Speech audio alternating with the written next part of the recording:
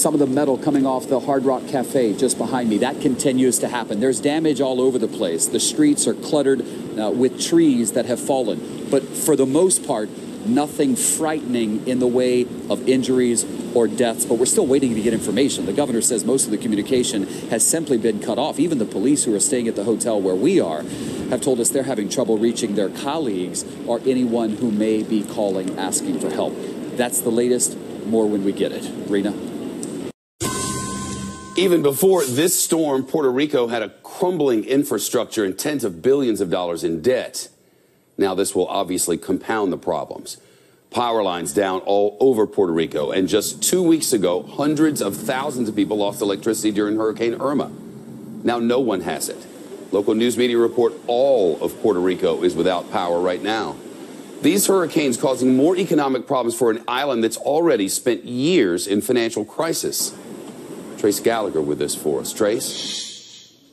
Shep, the economy is extremely dire by all accounts. Puerto Rico is a very poor island to begin with. It's been in recession for more than a decade and is now deeply in debt. The government owes about $74 billion to bondholders and another $50 billion to unfunded pensions for teachers and almost all government employees. When you're talking about an island with only 3.4 million people, that is an astounding debt ratio. And to make matters worse, unemployment is twice the national average at 10%, and tens of thousands of Puerto Rico's best and brightest leave the island each year for better jobs in the U.S. The good news is the state of emergency in Puerto Rico declared by President Trump could mean a lot of federal dollars flowing into the island, which could boost the economy, at least temporarily. Shep. Trace, these storms have also shown how bad some of Puerto Rico's infrastructure problems really are. Right. I mean, we talk about the entire island being without power now, but 10% of the island was already without power following Hurricane Irma, which didn't even make a direct hit. And the power company's number one client is the water company. So no power means no water, no sewer. And unlike here in the U.S., the cell phone providers in Puerto Rico rely solely on the public power grid. So communications are also very limited. And the island's power authority is massively in debt. So turning the lights back on could take several months. When it comes to infrastructure, it gets even worse. Retaining walls and buildings are weak. In some cases, they're downright dangerous by years of deferred maintenance. Also, medical facilities on the island are severely underfunded and could be overwhelmed by the storm. Shep. Trace Gallagher, thank you. So Mayor, first off, you've been here since last night. How are people holding up? Well, they're starting to be somewhat impatient.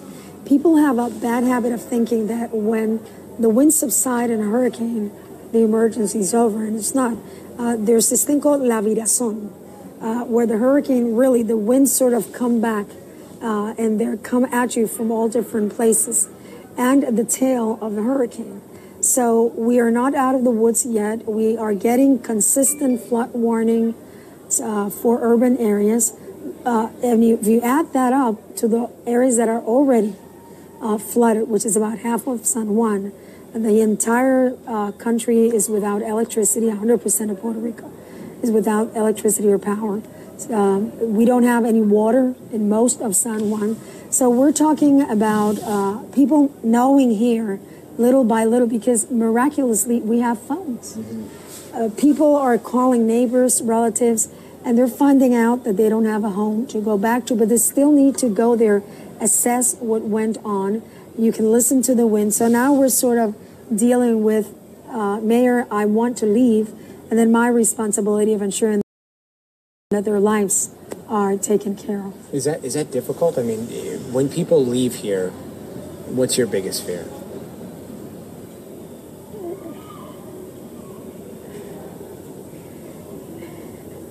They're not going to find a home. Everything will be lost. And it will take a while for us to get to those that need it the most. I'm 54 years old. I've never seen devastation like this one. It's the human spirit is going to have to rise up real high. And I'm sure we have the strength to do it, but we have to find it within ourselves. Hurricane Maria, as I said, not only battering all of Puerto Rico, but slamming homes and businesses as it did and does so. To San Juan resident Felix Colon Serrano. Felix, very good to have you. What is it looking like by you? Okay, that's hard to do as well. So yes, you know, we saw the ferocity, the drama of the storm yesterday. How extraordinary to be where it hit, made landfall down in Palma del Mar, and we drove pretty much at dusk up Highway 3 to see trees torn clean out of their place, dumped in the middle of the highway, highways turned into rivers, wind turbines with their propellers torn off, staggering devastation. That in itself is all heart-rending to see, but then there's a very boring and important job now beginning. People in the center of the streets here just waking up and wondering, well, how do we get back to where we were 24 hours ago? Poppy? Indeed. How do we get back to where we were? Nick, thank you for the reporting. We appreciate it very, very much.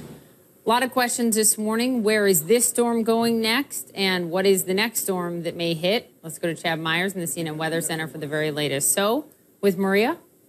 It is certainly going to the Turks and Caicos next, but not before it really takes a glancing blow, a lashing blow, at the Dominican Republic. There's the north shore of the DR. We have a reporter right there, Polo Sandoval. I'll try to get to him in a second. But the onshore flow is making storm surge on that northern coast. And also there are a couple of mountain ranges through here, likely causing an awful lot of flooding, flash flooding going on, flash flood warnings throughout most of Puerto Rico throughout the morning hours. And we talk about the power that's out in Puerto Rico, and you think, how can it possibly take 4 to 6 months to put the power lines back up? Well, you can't take bucket trucks from Georgia, put them on the interstate, and send them to Puerto Rico. What you have is what you have. So the normal bucket truck brigade is there. Now, there may be some ferries coming back and forth, but not like you could send trucks right there and have everything put back up in a couple weeks like in Florida. There just isn't the infrastructure. They have to rebuild the infrastructure, and they have to try to work manpower, man on man on man, a normal routine. And so there's the storm. It does not appear like this point in time that it's going to hit the United States or Bermuda. We call that a gutter ball. There it is. This is the European and the American model. Yesterday, they were way over here. This day, they're a little bit slightly off to the right. So a little bit better forecast for the U.S. mainland. Obviously, this has already hit the U.S. Virgin Islands, St. Croix, and also all of Puerto Rico and lashing at the Dominican Republic. Now, Poppy, something else, I think 4 to 6 months without power. It means 4 to 6 months without work for some people. Because if you work at a cafe and you can't make coffee because there's no power in your cafe and you don't have a generator, you don't have a job. It's a great point, and they can't afford it. Being $70 billion in debt, in bankruptcy as a nation right now, as an island, as part of the United States. These are American citizens. Chad Myers, we appreciate it. Thank you very much. So relief and recovery efforts underway in Puerto Rico this morning. The immediate concern, of course, is getting medical personnel in, basic supplies like water and food to these residents with no power potentially for months.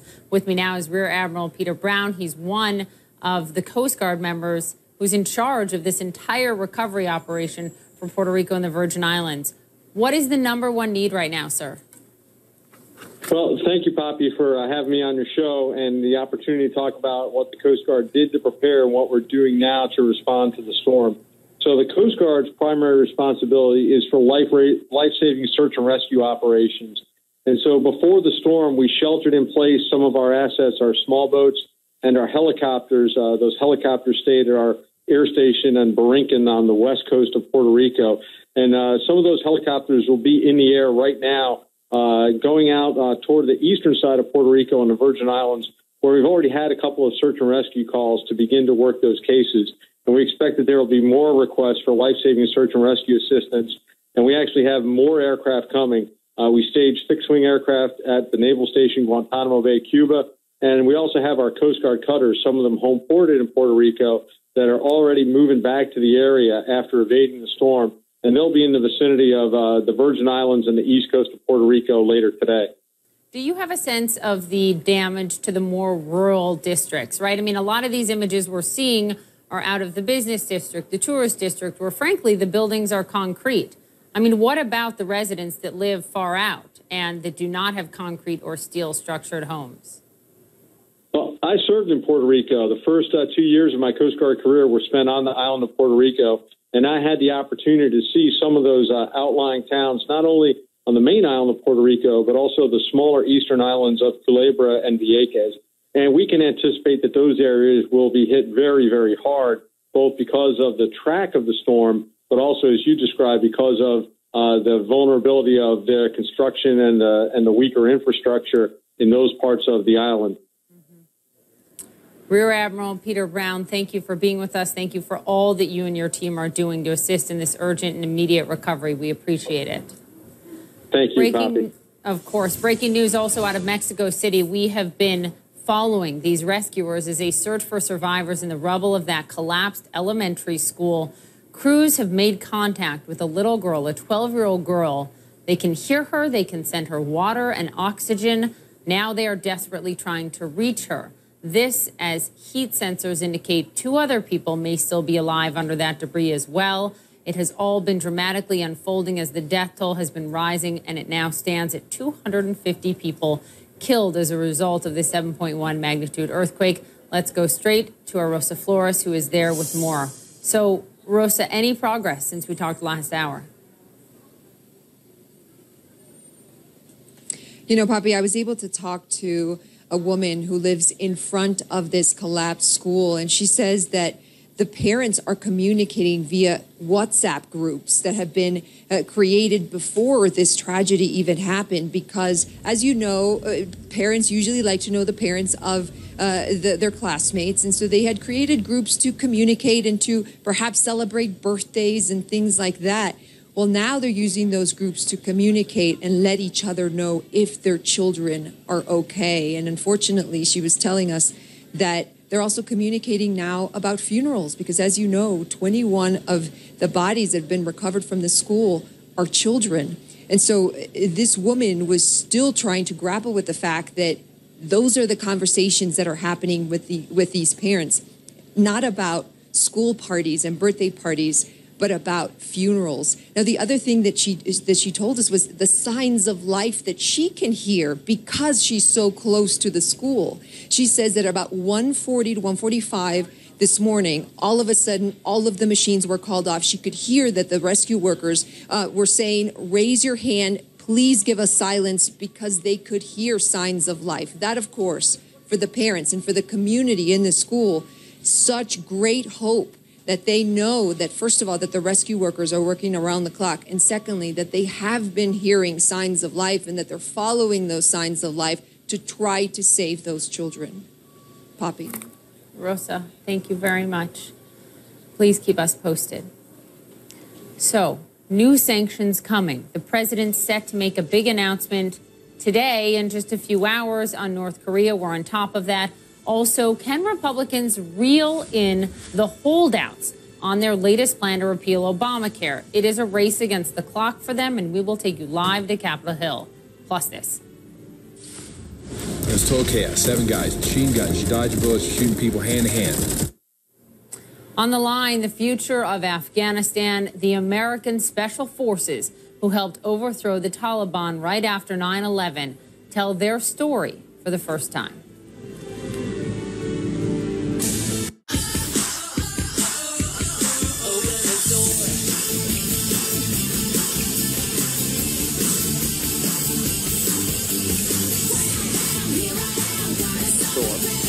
Trace Gallagher, thank you. So Mayor, first off, you've been here since last night. How are people holding up?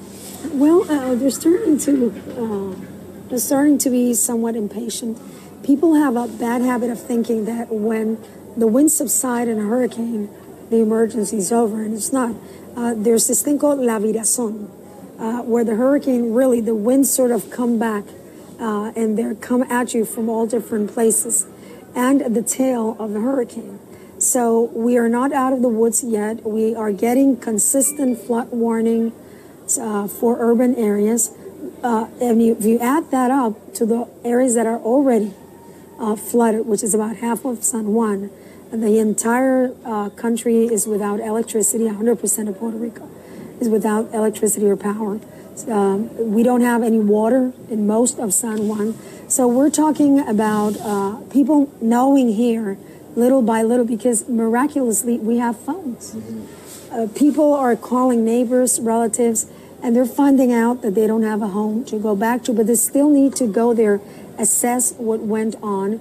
You can listen to the wind. So now we're sort of dealing with, Mayor, I want to leave, and then my responsibility of ensuring that their lives are taken care of. Is that difficult? I mean, when people leave here, what's your biggest fear?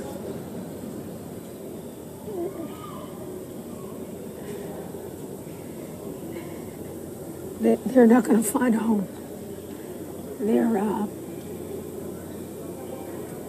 Everything will be lost. And it will take a while for us to get to those that need it the most. I'm 54 years old. I've never seen devastation like this one. It's the human spirit is going to have to rise up real high. And I'm sure we have the strength to do it, but we have to find it within ourselves. Hurricane Maria, as I said, not only battering all of Puerto Rico, but slamming homes and businesses as it did and does so. To San Juan resident Felix Colon Serrano. Felix, very good to have you. What is it looking like by you? Hi, Mr. Cavuto. Thank you for having me. Well, I mean, we're very glad to be okay. You know, a bit shaken by this scary storm. Right now, I live in Guaynabo, which is a municipality west of San Juan, a few miles, but it's part of the San Juan metro area. A lot of debris around, power or phone. I'm not sure, poles from the electric or phone company on top of my next door neighbor's house. You know, it's very, very scary stuff out there. Where did most people go?